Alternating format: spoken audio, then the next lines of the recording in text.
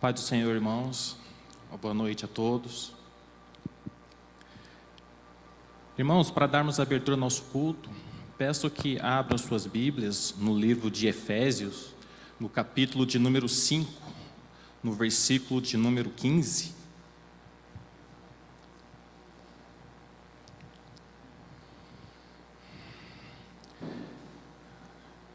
Efésios, capítulo de número 5, a partir do versículo de número 15.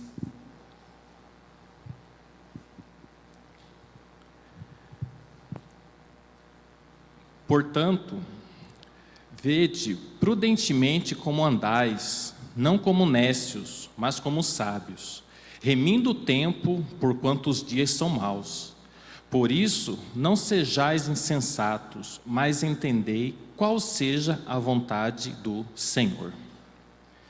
Irmãos, esse livro foi escrito por Paulo por volta de 60 a 62 depois de Cristo, mas poderia muito bem ser escrito para o dia de hoje, para a cidade de Uberaba, para o Brasil, não é verdade, irmãos? Muito atual. E observem que ele fala no sentido de qual é a vontade de Deus para mim nesse momento. O que nós estamos fazendo nesse momento? Nós estamos procurando a Deus, nós estamos louvando, nós estamos orando mais. Hoje, nós gastamos mais tempo olhando o celular, procurando notícias, ou vendo no computador, ou procurando o nosso Senhor Jesus? Como será que nós estamos gastando o nosso tempo, irmãos? Então, irmãos, lembrem de fazer isso, tá? Seguir as Escrituras no sentido de fazer aquilo que Deus quer conosco. E quem ainda está com o coração aflito,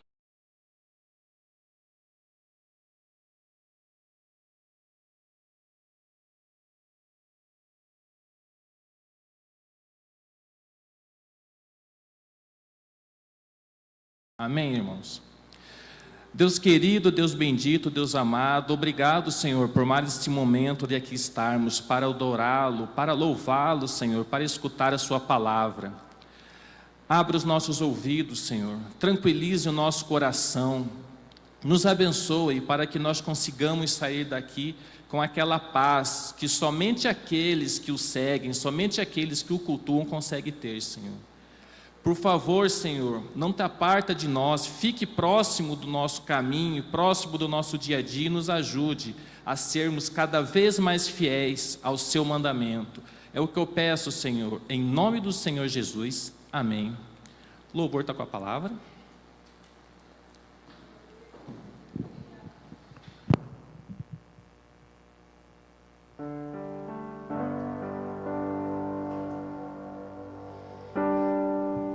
Aleluia, nós saudamos os irmãos com a paz do Senhor, amém?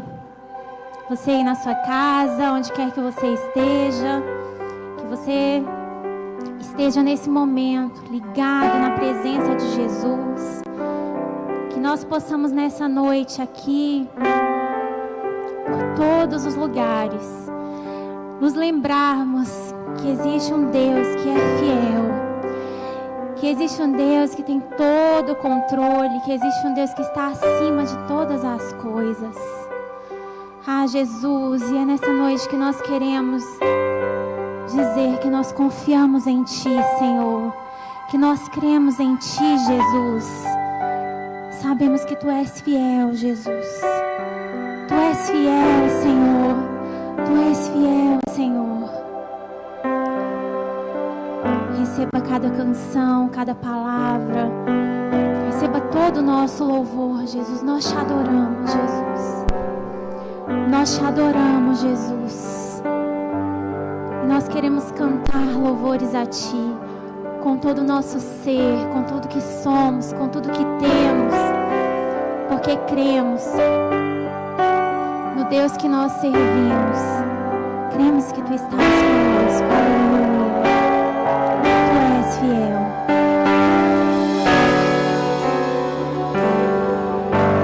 Vamos cantar. Obrigada, Jesus, pela Tua fidelidade, Senhor.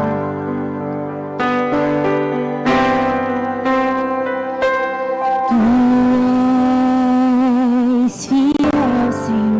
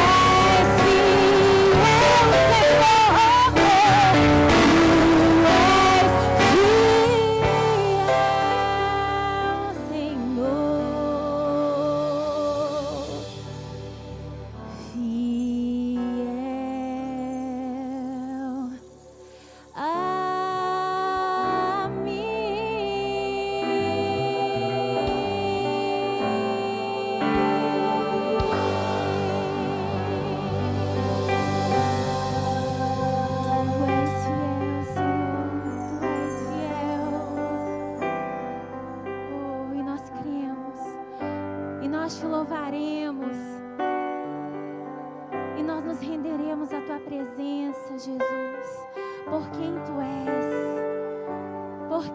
és, Jesus, pela tua bondade, pela tua infinita misericórdia que nos alcançou, pela tua graça que nos cobre todos os dias, porque o Senhor está conosco. Nós sempre te louvaremos, sempre. E não importam as circunstâncias, não importa nada do que temos vivido, porque nós sabemos que o Senhor é maior do que todas as coisas. Nós sabemos que sobre a tua mão estão todas as coisas. Nós nunca nos esqueceremos, Jesus, do teu sacrifício. Nós sempre nos lembraremos. Nós sempre te adoraremos, Jesus, para todo sempre. Te louvarei.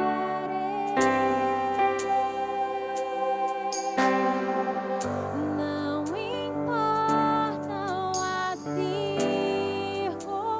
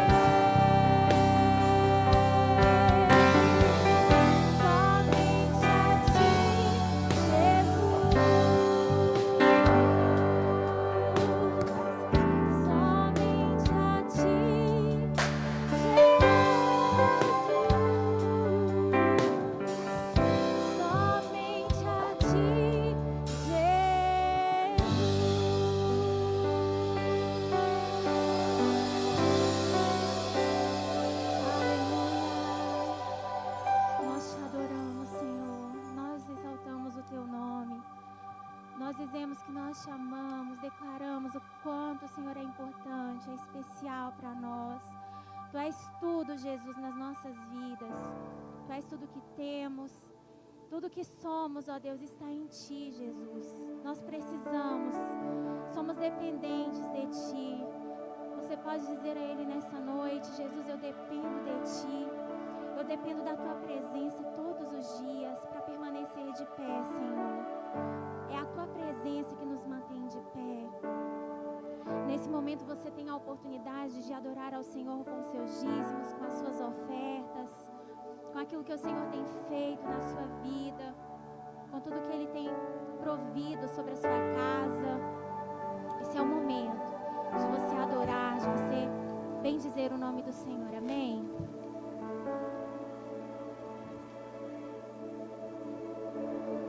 Altíssimo.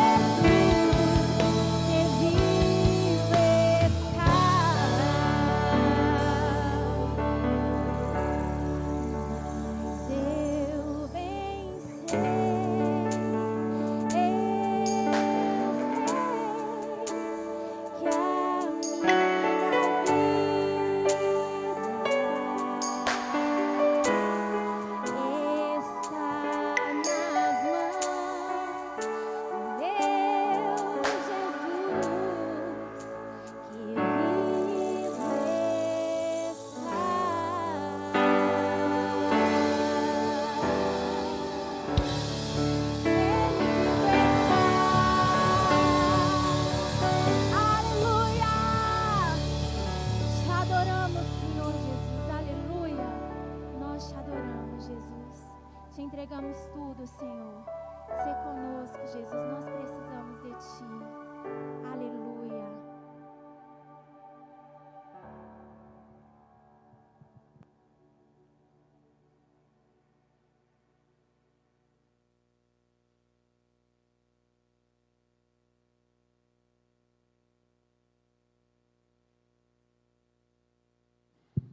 Irmãos, porque Ele vive, nós podemos crer no amanhã, irmãos. Esse é o nosso Deus.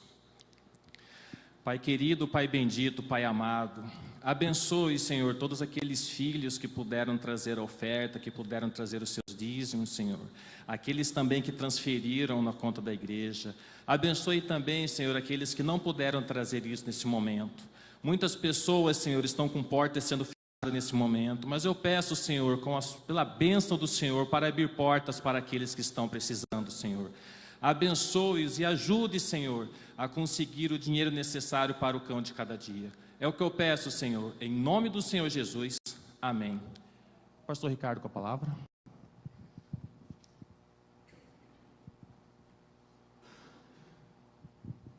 Saúde os irmãos com a paz do Senhor Jesus. Amém. Deus é bom demais. Quero cumprimentar você que está aí na sua casa,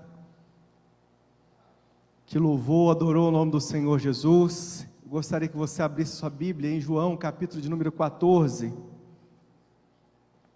Evangelho de João, capítulo de número 14.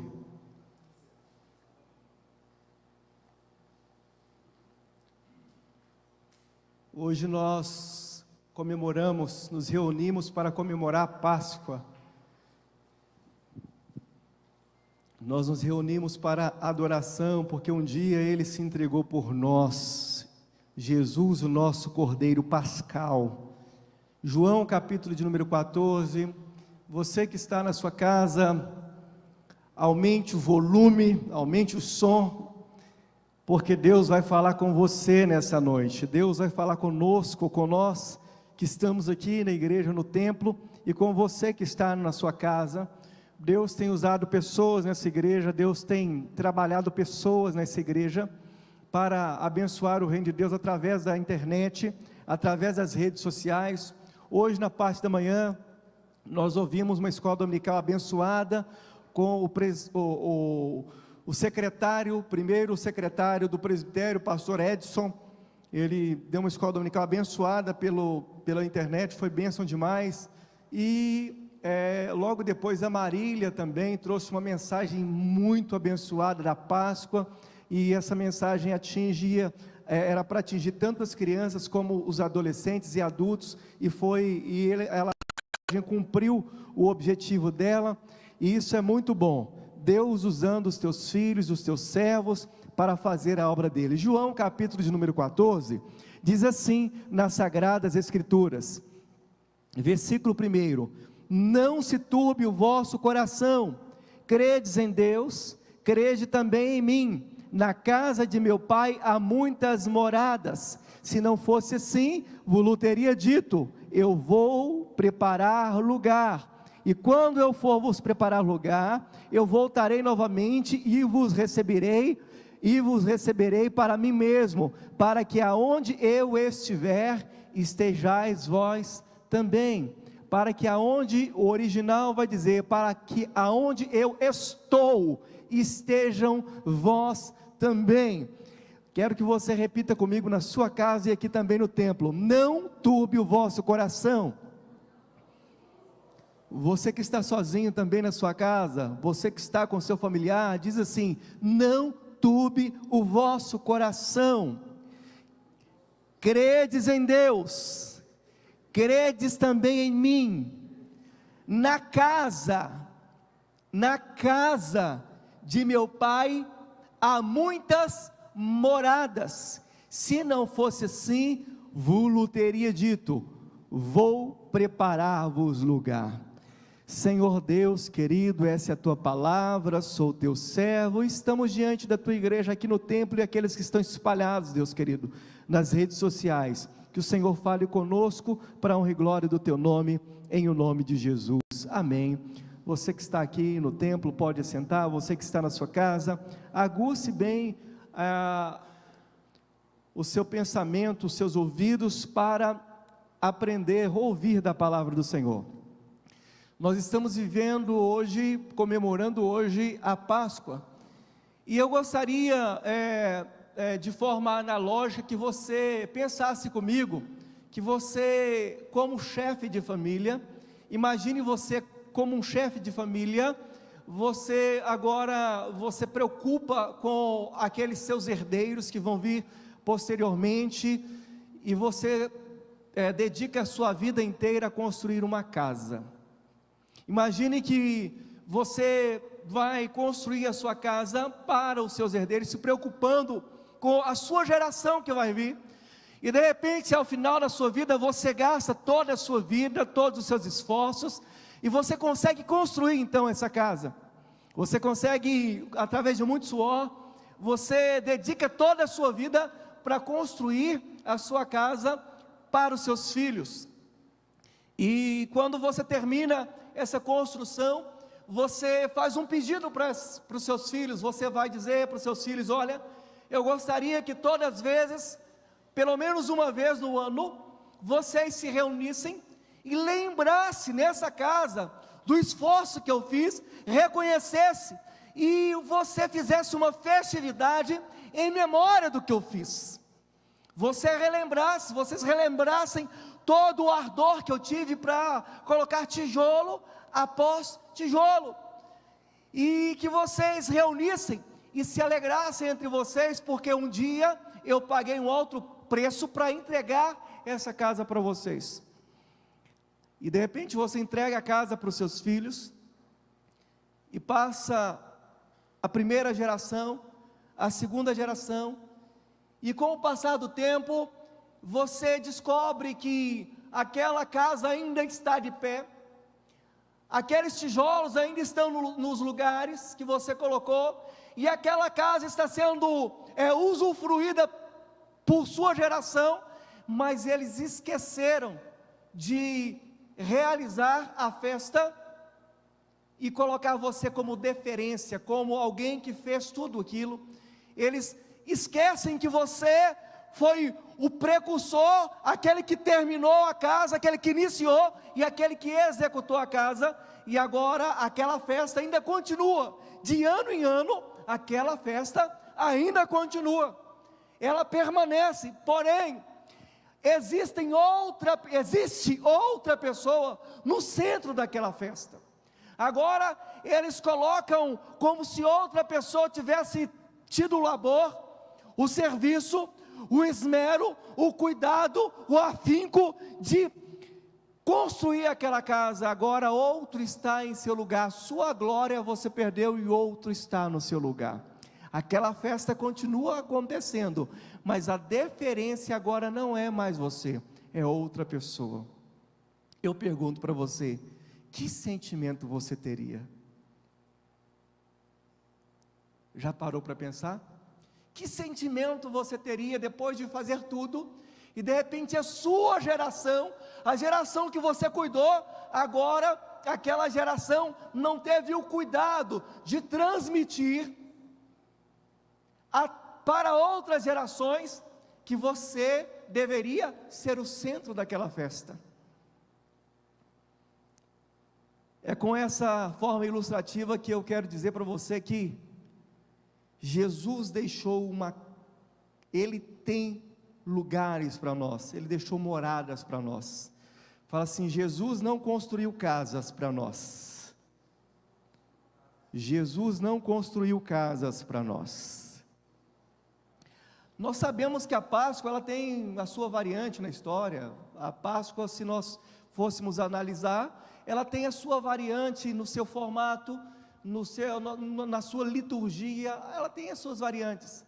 E nós entendemos bem que as variantes, o formato que existe, a comemoração da Páscoa, ela encaminha para um momento mais perfeito, ela chega até o ápice, e quando ela chega ao ápice, ela para ali. Chega um certo momento que a maior deferência, ela para. Quando começou a Páscoa começou ainda quando Deus tinha uma promessa sobre o seu povo, nós sabemos que Deus sempre teve o seu povo peculiar. Desde Gênesis, Deus sempre quis o seu povo e trabalhar o seu povo.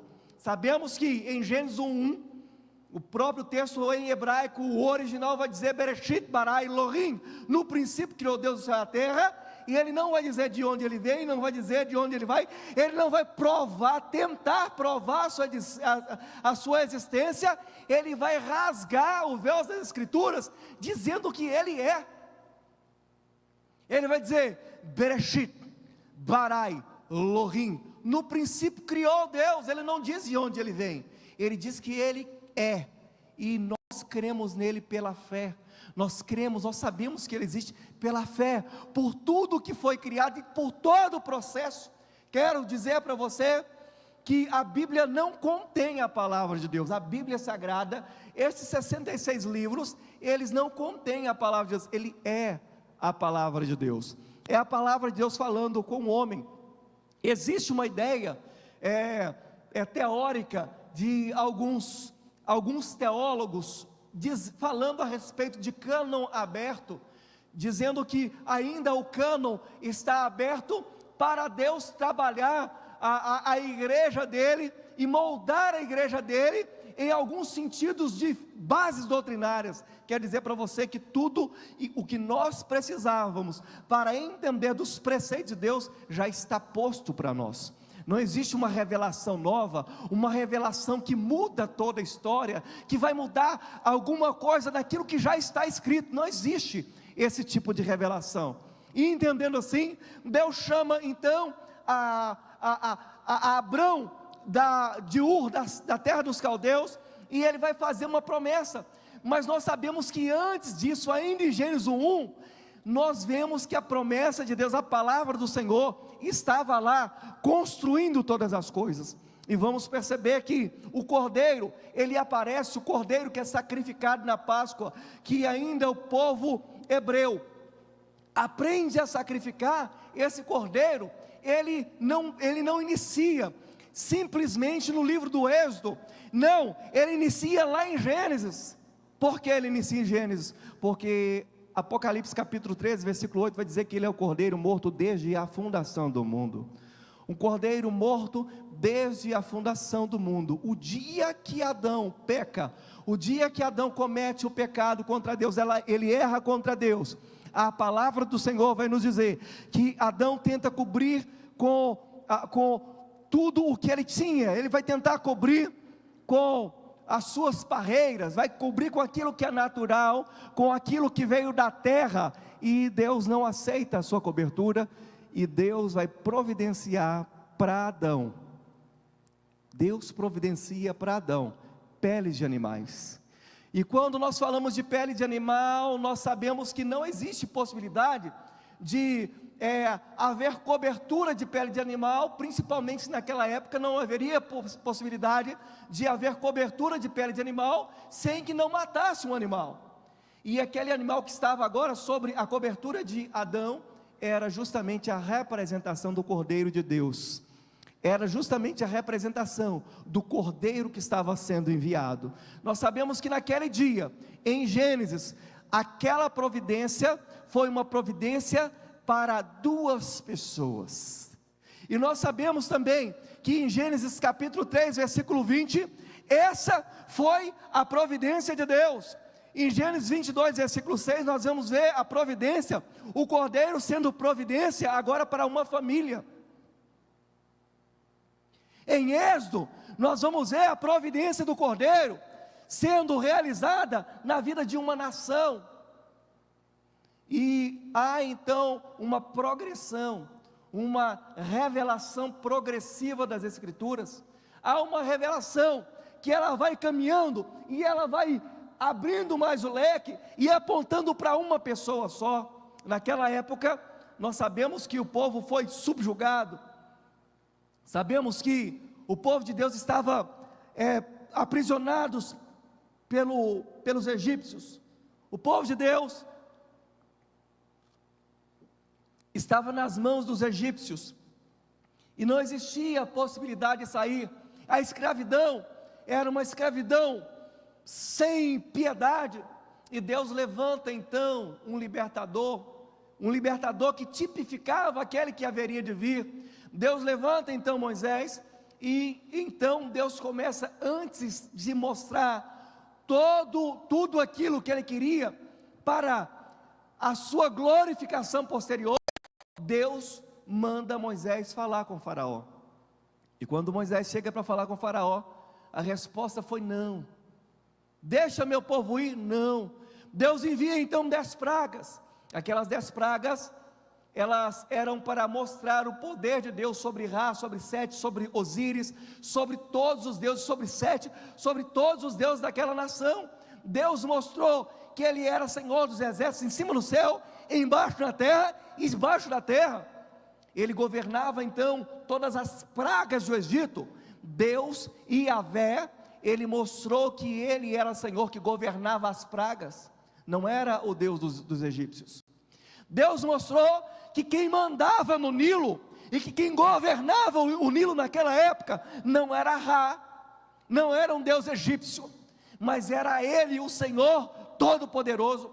Deus então vai desmascarando todos os deuses do Egito, para mostrar o seu poder, a sua glória e quem Ele é. E depois, quando Ele então subjuga todos os deuses egípcios, agora Deus vai mostrar em o último momento, ainda quando não fechou a cortina da história, para esse momento do Egito, Deus vai dizer: eu vou fazer passar um anjo da morte, e esse anjo da morte vai matar todos os primogênitos. Deus estava dizendo: eu vou fazer passar o anjo da... Deus estava dizendo: eu sou aquele que domina sobre a morte, e onde passar, aonde o anjo da morte passar, para a identificação do meu povo, nos umbrais das portas, tem que haver sangue do Cordeiro. Aonde houver sangue nos umbrais das portas, aonde houver o sangue, vai ser a referência de que aquela casa está guardada, aquela casa está cuidada, e a essa casa o anjo da morte não vai entrar. E assim foi. O anjo da morte varreu todos os primogênitos no Egito, mas na terra de Gósen não houve nem um latido de um cachorro. Sabe por quê? Porque nos umbrais das portas tinham o sangue do Cordeiro. Nos umbrais das portas tinha o sangue do Cordeiro, para guardar aquela família, para guardar aquela casa. E Deus então vai tirar o povo do Egito com mão forte. Deus vai arrancar o povo do Egito, e Deus vai estabelecer leis sobre o seu povo. Mas a lei nunca veio para consertar o homem. A lei, ela não é posta por Deus no sistema teocrático. Ela não veio por Deus para simplesmente fazer com que o homem obedeça. Não, a lei veio para apontar um caminho ainda mais perfeito. E a lei naquela época era matar um cordeiro e apresentar esse cordeiro. Existia o cordeiro que ele matava, e esse cordeiro representava aquele que haveria de vir. E aquele cordeiro então, agora instituída a Páscoa, Deus vai dizer: olha, a partir de hoje, vocês vão fazer a festa de Pesach, a festa da Páscoa, de passar por cima, passar por largo, porque aonde tinha sangue, o anjo da morte passou por cima. E vocês vão lembrar em todas as gerações, que eu, o Senhor, livrei vocês da mão dos egípcios. Eu livrei vocês da morte, do anjo da morte, e eu vou livrar vocês ainda no meio do deserto.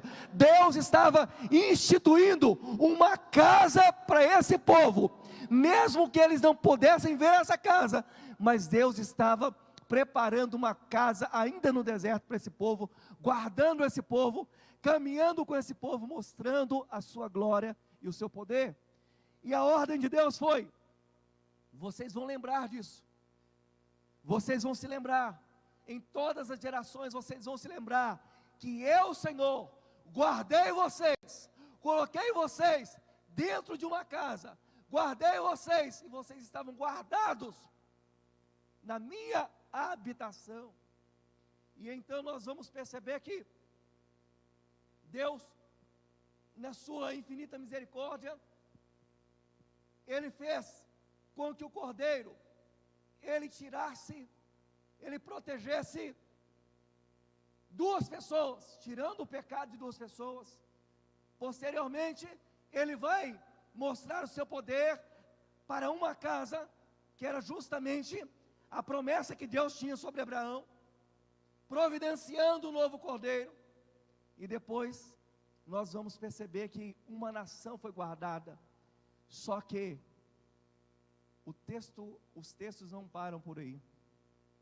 Nós vamos ver que Deus, Ele apresenta como cordeiro, e o formato de Páscoa, ele permanece por muito tempo, e as gerações, aquelas que eram guardadas por Deus, eles permanecem, de Gênesis, Êxodo, Levítico, Número, Deuteronômio, Josué, Juízes, Ruth, 1 Samuel, 2 Samuel, 1 Reis, 2 Reis, Esdras, Neemias, Esther, Jó, Salmos, Provérbios, Eclesiastes, Cantares, Salomão, Isaías, Jeremias, Lamentações, Ezequiel, Daniel, Joel, Amós, Obadias e Jonas. Nós vamos ver que quando chega em Malaquias,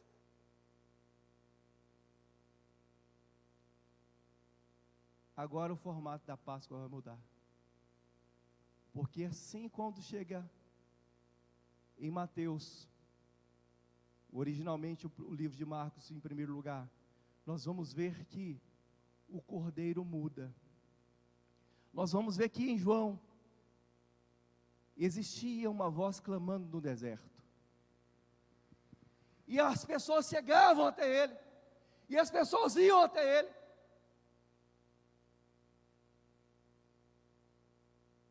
E quando eles chegavam então até o Senhor Jesus, até João Batista os referenciava a Jesus. E chegou um dia que João Batista vai apontar para Jesus e vai dizer: este não é o cordeiro que tira o pecado de Adão. Este não é o cordeiro que tira somente o pecado de Abraão, ou da casa de Abraão. Este não é o cordeiro que tira o pecado simplesmente do Egito. Este não é o cordeiro que tira o pecado simplesmente de Israel. Ele vai dizer: este é o cordeiro de Deus que tira o pecado do mundo.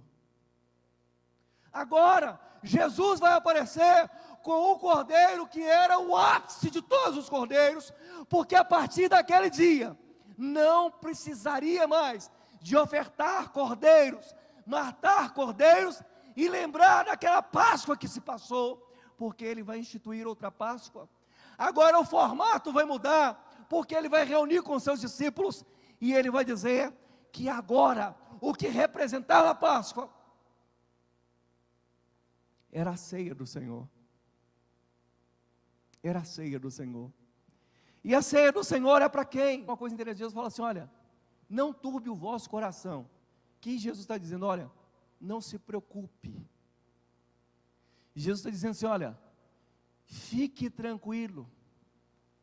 Jesus está dizendo assim: não se preocupe, não turbe o vosso coração. Credes em Deus, credes também em mim. Na casa de meu Pai, não diz que Ele vai fazer uma casa para nós. Tem que falar assim: ai meu Deus, e agora? Nós temos um monte de casinhas no céu, não é assim? Temos um monte de casinha. Eu acho que eu vou morar perto do fulano, né? Eu acho que eu vou morar perto do Beltrano, porque existe uma casa no céu. E a Bíblia fala que tem uma casa no céu. Não, a Bíblia não diz que tem uma casa no céu para você. O texto vai dizer: na casa de meu Pai, na casa do meu Pai, há muitas moradas. Se não fosse assim, Vulu teria dito, vou preparar lugar. E você pode pensar, mas peraí, já não está pronta a casa? Por que ele vai ainda preparar lugar? Está faltando uns retoques na pintura? Será que você precisa de alguns tijolos ainda ser reformado? Quando Jesus chegar lá, vai arrumar? Não. Jesus vai falar justamente dentro de uma cultura oriental. Naquela época era costume, o chefe da casa, ele tem uma casa muito grande, muito ampla. Era uma casa enorme, era normal para quem tinha condição naquela época. E o oriental, quando seus filhos se casavam, cada um arrumava um lugar lá dentro da casa do pai. Era chamada de moradas. Eram as suas moradas, cada um tinha a sua morada. Você casou, existe o pai, a figura paterna, aquele que construiu, aquele que foi referência, aquele que é o chefe de casa. Ele tem uma casa enorme. E agora os seus filhos casam, e a cultura era que cada um ficava nas suas moradas. E Jesus vai dizer, na casa de meu pai há muitas moradas, se não fosse assim, não vos teria dito, vou preparar lugar. Mas o que seria preparar lugar? O que seria esse negócio de preparar? O que Jesus vai preparar? Qual é o preparo de Jesus? Na cultura oriental, só mora na casa do pai, só tem morada na casa do pai quem é filho. Só quem é filho. Quem não é filho não tem direito. Quem não é filho não pode morar. Quem não é filho não pode gozar dos favores do pai. E Jesus vai falar, na casa de meu pai há muitas moradas.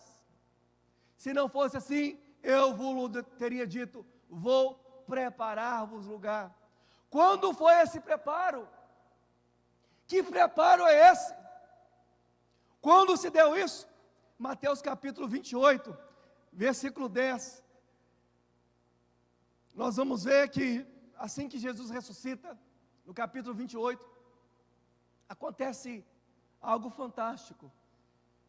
Quando as mulheres chegam então ao túmulo, um anjo vai aparecer e vai dizer para as mulheres, avisem os discípulos. E as mulheres vão avisar os discípulos, mas Jesus encontra mais uma vez com as mulheres e vai falar uma coisa interessante. No versículo 10, Jesus vai falar com as mulheres assim, olha, vai. Ele não vai dizer discípulos, ele não vai dizer amigos. Jesus vai dizer, assim que ele ressuscita, Jesus vai usar o mesmo termo que ele usou aqui. Não se turbe o vosso coração, mulheres. Ide e avisei aos meus irmãos. Anteriormente, Jesus já havia chamado os seus discípulos de irmãos. Ele havia dito, meus irmãos são aqueles que fazem a minha vontade. Mas Jesus falou isso anteriormente, porque ele saberia o resultado na cruz. Mas nós nos tornamos filhos, válidos por Deus, foi quando Jesus morreu na cruz por nós. E aquele momento de morrer por nós e ressurgir, aquele era o preparar de Jesus. O que é o preparar? Vou preparar lugar. Ele está dizendo, olha, o que eu vou preparar é justamente a adoção. Vocês não tinham direito de receber uma moradia na casa de meu pai. Vocês não tinham direito de gozar de tudo aquilo que tem na casa de meu pai, mas eu vou morrer preparando o lugar, porque quando eu ressuscitar, não vos chamarei de amigos, nem de discípulos, vos chamarei de irmãos, aí sim vocês terão lugar naquela casa.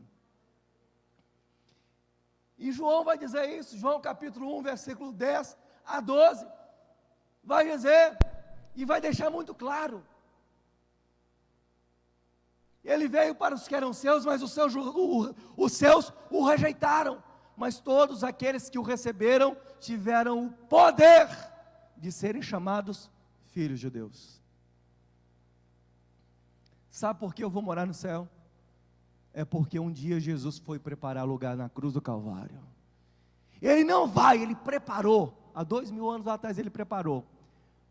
Agora, voltando à analogia inicial, eu pergunto para você, a ordem de Deus era que o povo comemorasse a Páscoa, lembrando do Egito, do livramento do Egito.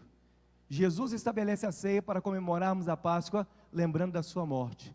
E eu pergunto, o cordeiro ainda está no lugar? Ou como disse a Marília hoje de manhã, ou o coelhinho da Páscoa está lá? Quem é que está no lugar? Quem está no lugar? O comércio? Ou aquele que verteu sangue na cruz do Calvário? Jesus morreu por você para preparar lugar. Jesus morreu por você para que você tivesse vida e tivesse vida em abundância.